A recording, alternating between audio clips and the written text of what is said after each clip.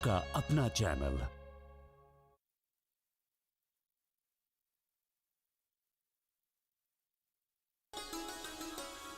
उर्दू की मैं बेटी हूँ, मेरा नाम गज़ल है।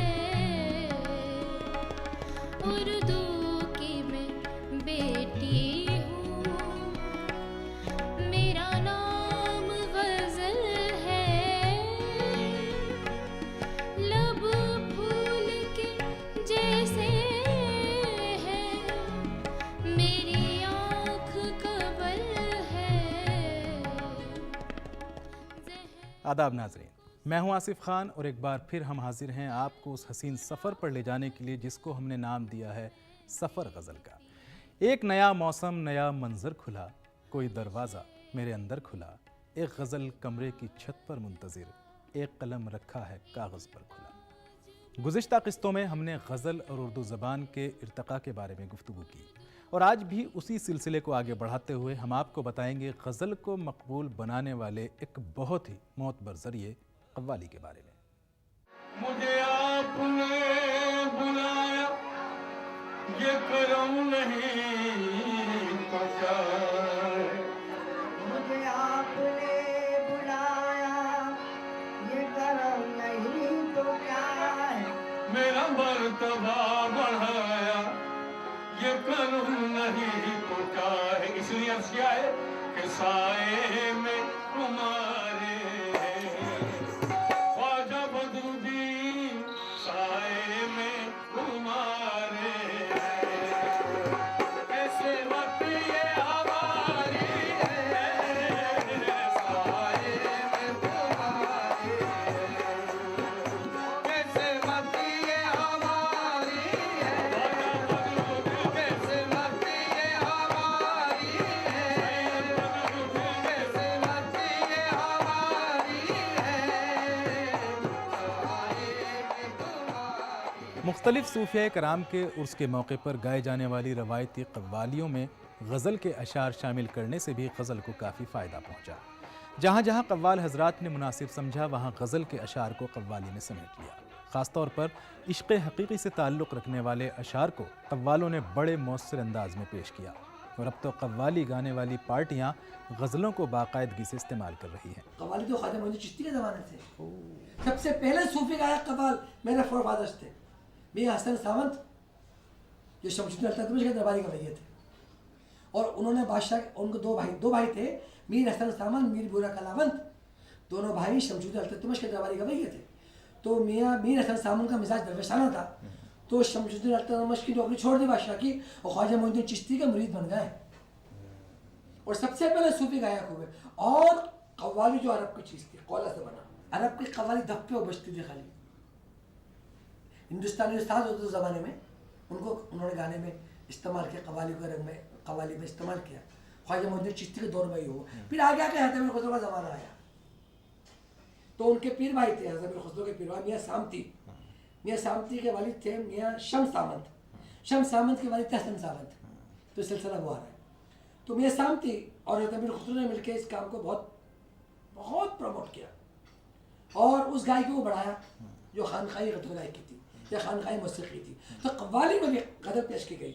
उर्स या किसी मजहबी त्यौहार के मौके पर मुनक़िद होने वाले कव्वाली के प्रोग्राम में तो हम्द और नात का ही जोर रहता था, लेकिन गांव और देहात और शहर में अवाम की दिलजोई के लिए कव्वाल हजरात बड़ी महारत से गज़लों को कव्वाली की शक्ल में ढाल देते हैं। कि आजकल के मौसीकी का आदमी हूँ, मगर ख्याल कव्वाली मेरी इबादत है, रूह है, मेरी रूहानी ग़िज़ा है। तो कव्वाली मेरे लिए एहतराम की चीज़ है। चूँकि आजकल कव्वाल जो है अपने उसके लिए नहीं गाते हैं, वो तो इसके लिए गाते हैं, बड़ा न माने दुनिया के लिए गाते हैं। उस ज़माने कव्वाल अच्छे थे कि एक दरगाह से लो लगी हुई उनकी निज़ामुद्दीन औलिया के दरबारी गाया करते, उसी से लगे हुए, बस वहीं से मिल रहा है, दर से अल्लाह का सदक़े में वहीं से मिल रहा है, अल्लाह के करम से। आज बदल गया दौर, तो अब इसी तरह मॉडर्न गज़ल गायकी आ गई। अब आजकल तो गीत गा रहा है भैया, बुरा न माने, गज़ल तो गाता ही नहीं कोई। नाजरीन, कव्वाली में पेश की गई गज़लों की एक ख़ास बात यह है कि इसमें इश्क का जोश इशारों के ज़रिए बयान होने लगता है। अभी तक कव्वाली में मौजूदा अहद के अंग्रेजी साज शामिल नहीं हुए हैं। इसको गाने वाले रवायती साजों, तालियों या तानों का ही सहारा लेते हैं। गजल गायकी में बखूबे हम चुमे काबिंदा बाशे बखू, ये कव्वाली बन गई जी। दो दोनों छापू तिलक सब चैन रे मोसे नैना मिला के, बात अगम कह दे रे मोसे नैना मिला के, बल बल जाऊं मैं तुर रंग रेजवा अपनी सी रंग दे रे मोसे। ये गजल नहीं है क्या? तो तुम इसलिए आ रहे बराबर के। अब इसका रंग का नाम रंग बदल दिया, रंग नया दूसरा दिया, इसको नाम दिया, इस गाय को दिया सवेला। सवेला रंग अमीर खुसरो ने गाने बनाए। गजल तो फारसी का लफ्ज़ तगज़ुल गजल थे, हिंदी में लफ्ज़ का सवेला, सवेला बनाया जो गजल के अंदाज में, ख्याल के अंदाज में। तो ये दौर आया, मौसीकी बदला, तब्दीली आई माहौल में, आवाज़ में, अंदाज में, गायकी में। नाजरीन, हमें उम्मीद है कि कव्वाली की दिलचस्प दुनिया को आपने ज़रूर पसंद किया होगा और कव्वाली से गज़ल का जो रिश्ता है उससे भी आप वाकिफ़ हुए होंगे। नाजरीन, अब आपको ले चलते हैं प्रोग्राम के अगले हिस्से में, जहां आपकी मुलाकात कराएंगे एक शायर से और सुनवाएंगे उनकी एक गज़ल। नाजरीन, सफ़र गज़ल का जारी है और अब हम आ पहुँचे हैं उस मोड़ पर जहां शायर है, शायरी है, सुर है और साज है। आइए आज आपकी मुलाकात कराते हैं इस दौर के एक हर दिल अजीज़ शायर जनाब मंजर भोपाली से। मुतरन्निम आवाज़ और मोहब्बत से लबरेज जज्बात रखने वाले आलमगीर सतह पर अपनी पहचान बनाने वाले शायर मंजर भोपाली खूबसूरत तालाबों और हरे भरे नाहमवार रास्तों में बढ़कर जवान हुए। उन्होंने अपनी तालिब इल्मी के ज़माने में ही शायरी शुरू कर दी थी और अपने बयान और ज़बान का जादू सारे भोपाल पर चला दिया था। बाद में उनकी शोहरत भोपाल के बाहर पहुंची और वो चंद ही दिनों में मुशायरों को लूट लेने वाला एक चेहरा बन गए। आज मंजर भोपाली को बैनुल-अक़वामी शायरों में शुमार किया जाता है और उनके बगैर कोई भी आलमी या कुल हिंद मुशायरा अधूरा समझा जाता है। और नाजरीन, आइए हस्बे मामूल मंजर भोपाली से मालूम करते हैं कैसी रही उनकी इब्तदाई ज़िंदगी और किस तरह उनके अंदर शेर व शायरी का शौक़ पैदा हुआ। घर का माहौल हमारा बिल्कुल शायराना था। मेरे वालिद को बहुत सैकड़ों शेर याद थे। मेरे बड़े भाई ख़ुद भी शायर हैं, दूरदर्शन में ही हैं वो भी। तो हमारी तरफ हमारे लिए ये खुशकिस्मती थी कि घर से हमें बहुत सपोर्ट मिला। फिर हम जिन लोगों के साथ रहते थे सब हमारे बुज़ुर्ग दोस्त थे, उनमें बेशतर शायर थे। तो हम तकरीबन 15 साल 16 साल की उम्र से ही शायरों के बीच में बैठने उठने लगे थे और धीरे धीरे फिर वो हम शायरी की तरफ आए। मगर कभी हमें किसी ने ये नहीं कहा कि मैं समझता हूँ कि डॉक्टर बनने से बेहतर इंजीनियर, सैकड़ों इंजीनियर हैं, सैकड़ों डॉक्टर हैं मेरे ख़्याल से पूरी हिंदुस्तान में, इनकी तादाद लातादाद हैं ये लोग। मगर शायर तो दो चार ही होंगे जो बड़े शायर कहलाते हैं। तो मेरे जहन में तो कभी ये आया ही नहीं। मेरे वालिदैन ने कभी ये नहीं कहा या किसी ने कोई पाबंदी नहीं लगाई कि साहब आप इस तरफ मत जाओ। हमारे यहाँ ये था, हम 3 भाई थे, हमारे को बिल्कुल आज़ादी थी कि आप अपने अपने तरीक़े से अपनी अपनी फील्ड चुनें। नाजरीन, दुनिया के हर शख्स की ज़िंदगी में उतार चढ़ाव आते हैं और शायर भी चूँकि एक आम आदमी होता है तो क्या उसकी ज़ाती ज़िंदगी का उसकी शायरी पर कोई असर पड़ता है? आइए खुद मंजर भोपाली से जानते हैं। देखिए, मैं तो ये समझता हूँ अगर कोई शायर है तो उसे फिर ज़ाती ज़िंदगी का कोई तसव्वुर ही नहीं रहता उसकी ज़िंदगी में। मैं जहाँ तक मैंने देखा है अपने बुज़ुर्गों को, तो वो अपने घर से बिल्कुल कट जाते हैं और उनको सिर्फ़ अपने फ़न से मोहब्बत होती है और फ़न में डूब जाते हैं। तो ज़ाती ज़िंदगी से कोई शायरी का मेरे दूर दूर तक वास्ता नहीं है। शायरी एक ऐसा शगल है, शायरी एक ऐसी चीज़ है जिसमें जब तक आप डूबेंगे नहीं, जब तक आप अपने आप को उसमें पूरी तरह मसरूफ़ नहीं कर देंगे, तब तक आप अच्छी शायरी नहीं कर सकते। तो ज़ाती ज़िंदगी और शायरी दोनों अलग अलग चीज़ें हैं। और या तो आप ज़िंदगी से बहुत करीब रहना चाहते हैं अगर आप अपने, तो फिर ज़ाती ज़िंदगी में रहिए, और अगर अच्छी शायरी करना चाहते हैं तो फिर शायरी करिए, क्योंकि शायरी वक्त मांगती है मुताला करने के लिए भी, फिर आपको लोगों के बीच में जाकर अपनी शायरी भी पेश करना, यानी पूरे 24 घंटे की जॉब है ये एक तरीक़े से। नाजरीन, किसी भी गज़ल के अशार में अलग अलग मौजू होता है। ऐसे में जब एक शायर गज़ल कहने बैठता है तो उसके अंदर वो मौजू कहाँ से आते हैं? क्या वो तय करता है कि आज इस मौजू पर गज़ल कहनी है? नहीं, इसे तय नहीं किया जाता। देखिए, गज़ल मैंने कहा ना कि जैसा इसका मतलब है ऊंचे ऊंचे नामों की तख्तियाँ जला देना, जुल्म करने वालों की वर्दियाँ जला देना। अब ये एक मतलब का बिल्कुल अलग तरीक़े का है, मगर क्योंकि उसका एक है कि हमें इस तरह की गज़ल कहना है। इसके अंदर 5 शेर हैं कि दर बदर भटकना क्या दफ्तरों के जंगल में, बेलचे उठा लेना, डिग्रियाँ जला देना, या फिर बहू जलाने का हक़ तुम्हें पहुँचता है, पहले अपने आंगन में बेटियाँ जला देना। तो ये कोई तय करके गज़ल नहीं कही जाती कि कोई ये तय करके। हाँ, नज़्म तो हम कह सकते हैं कि एक मौजू हमने ले लिया कि साहब में दरख्त पे शेर कहना है, नज़्म कहना है, या किसी फूल पे नज़्म कहना है, तो हमें फिर उसके अंदर पाबंद रहना पड़ेगा। गज़ल पे कोई पाबंदी नहीं है। मंजर भोपाली की पहचान एक तरन्नुम के शायर की है। तरन्नुम गज़ल को नई बुलंदियाँ अता करता है। आइए मंजर भोपाली साहब से जानते हैं कि गज़ल में तरन्नुम कहाँ से आता है। मैं समझता हूँ कि बेशतर शायर हमारे जहाँ भी, चाहे पाकिस्तान में गज़ल हो रही हो या यहाँ पर हो रही हो, बेशतर शायर गुनगुना के ही शेर कहते हैं, क्योंकि एक तो उन्हें ऑटोमेटिक मीटर मिल जाता है गज़ल कहने का, और दूसरी बात ये कि वो तरन्नुम उसी वक्त बन जाता है जब आप गज़ल कहना शुरू करते हैं। उसकी कोई बाद में नहीं बनाया जाता है। ये कोई हम म्यूज़िक डायरेक्टर की तरह के पास नहीं बैठे होते कि साहब पहले वो म्यूज़िक सेट करेगा फिर हम गज़ल कहेंगे। गज़ल के साथ ही तरन्नुम भी सेट होता चला जाता है, और यही वजह है कि वही गज़ल खूबसूरत होती है जो अच्छे तरन्नुम के साथ हो। नाज़रीन, कुछ लोगों का मानना है कि उर्दू का वजूद अब सिमट रहा है। हिंदुस्तान में उर्दू के चाहने वाले कम हो रहे हैं, लेकिन मंजर भोपाली का तजुर्बा क्या है, खुद उन्हीं से मालूम करते हैं। ये महसूस ही नहीं होता कि हम अमेरिका में मुशायरा पढ़ रहे हैं या कनाडा में पढ़ रहे हैं या ऑस्ट्रेलिया में मुशायरा पढ़ते हैं। जब कोई उर्दू वाला मुशायरे में आता है तो वही सोच के आता है कि हमें शायरी सुनना है। तो कभी भी हमने ये महसूस नहीं किया कि कहीं भी पूरी दुनिया में कई मुल्कों में गया मैं, और ईरान तक गया मैं, साउथ अफ्रीका गया, ऐसे ऐसे मुल्कों में गया हूँ जहाँ पे तसव्वुर भी नहीं किया जा सकता कि यहाँ उर्दू के लोग होंगे। मगर ये है कि वहाँ भी ऐसा लगा कि हमने जब शायरी शुरू करी या मुशायरा शुरू हुआ तो ऐसा लगा कि यार ये तो बिल्कुल बाकायदा तरबियत याफ्ता लोग हैं, इनके जहनों में गज़ल का एक मिजाज बना हुआ है और ये गज़ल सुनने वाले लोग हैं। तो हमें जहाँ लखनऊ में शेर सुनाने में मज़ा आता था, उससे कहीं ज़्यादा अमेरिका और कनाडा में मुशायरा पढ़ के और अपनी गज़ल पढ़ के हमें लुत्फ़ हासिल होता है। और नाज़रीन, अब वक्त हुआ है मंजर भोपाली से उनकी गज़ल सुनने का। तो आइए मंजर साहब से दरख्वास्त करते हैं कि वो अपनी एक पसंदीदा गज़ल हमें सुनाएं। ये मैंने बेटियों पे गज़ल कही है, क्योंकि इधर मैं कुछ काम कर रहा हूँ बेटियों के सिलसिले की शायरी पे, कि जो हमारे समाज में एक तरीक़े से बेटियों पे जुल्म हो रहा है, तो उनके ख़िलाफ़ एक एहतजाज करना, वो जुल्म के ख़िलाफ़। तो मैंने एक गज़ल कही है बेटियों के लिए, ख़ास तौर से आप लोगों की खिदमत में पेश कर देता हूँ।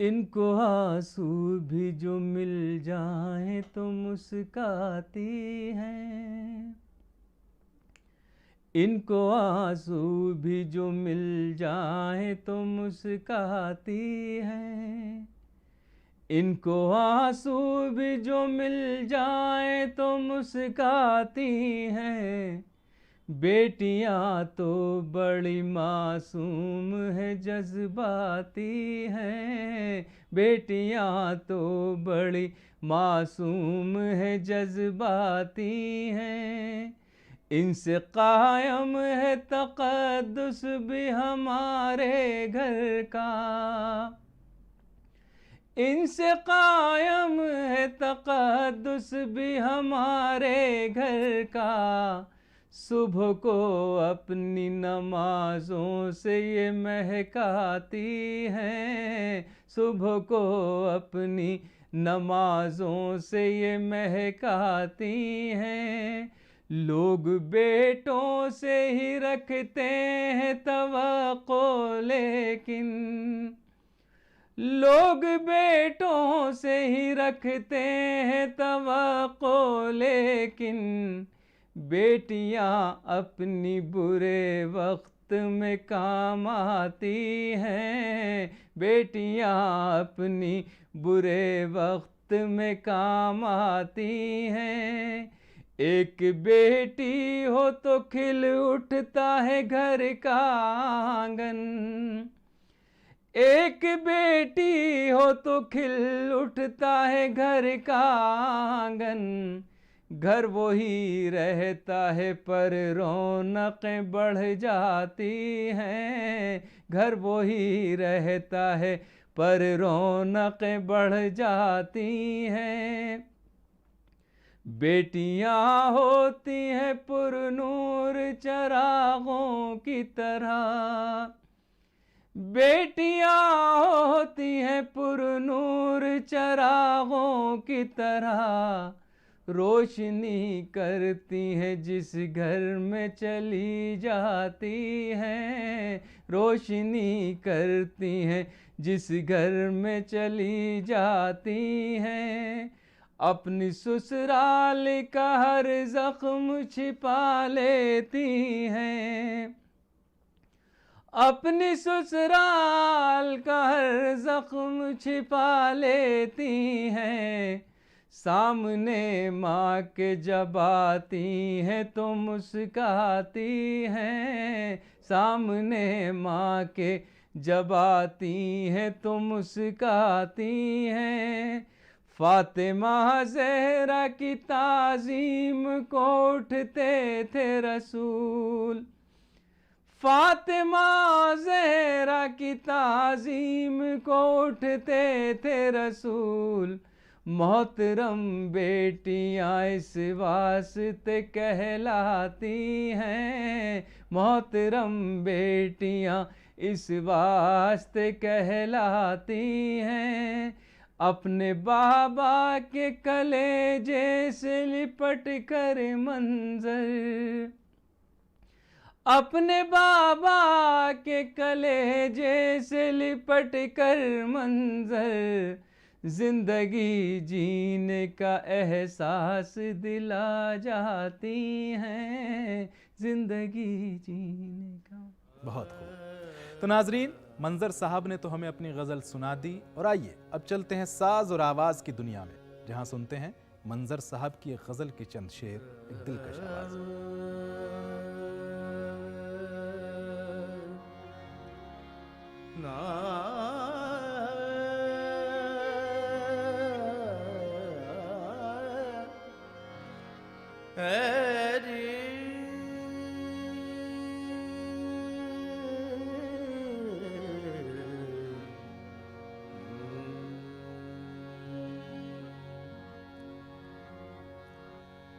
तेरे मनाने का अंदाज कितना प्यारा है, तेरे मनाने का अंदाज कितना प्यारा है, कि बार बार हमें रूठना गवारा है, तेरे मनाने का अंदाज कितना प्यारा है।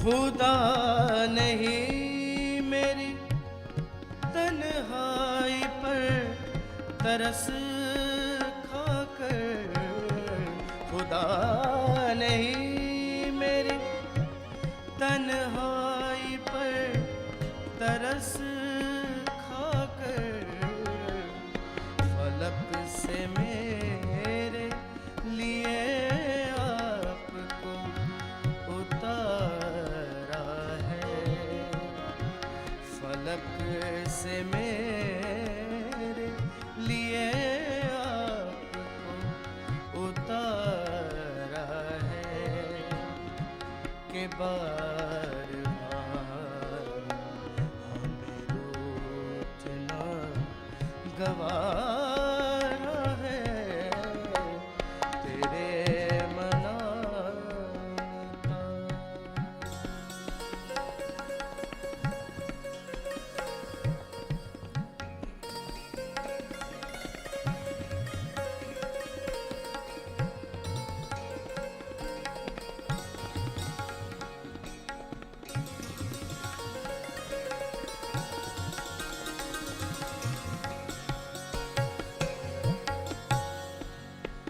मेरी शबों में है मौजूद चांद की सूरत, मेरी शबों में है मौजूद चांद की सूरत, उसी का चेहरा मेरी सुबह का सितारा है, उसी का चेहरा मेरी सुबह का सितारा है, के बार बार हमें रूठना गवारा है, तेरे मनाने का।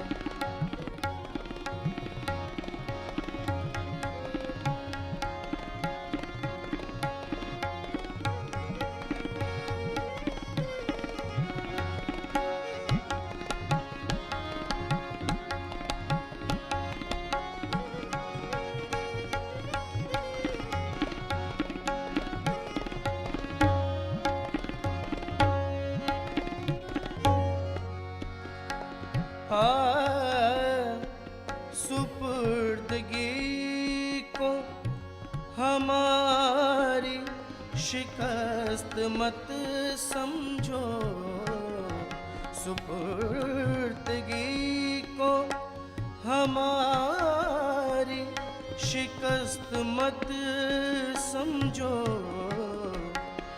जो तुमने जीता है दिल वो हमी ने हारा है,